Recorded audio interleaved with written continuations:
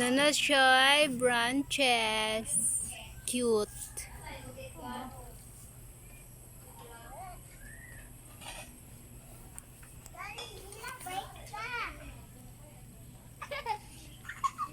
One, two, three.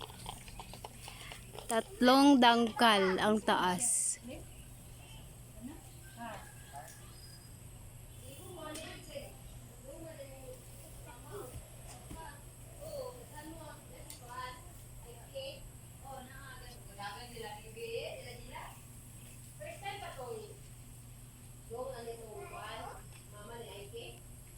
Yan ang update sa aking African Talisay after pila man ka years.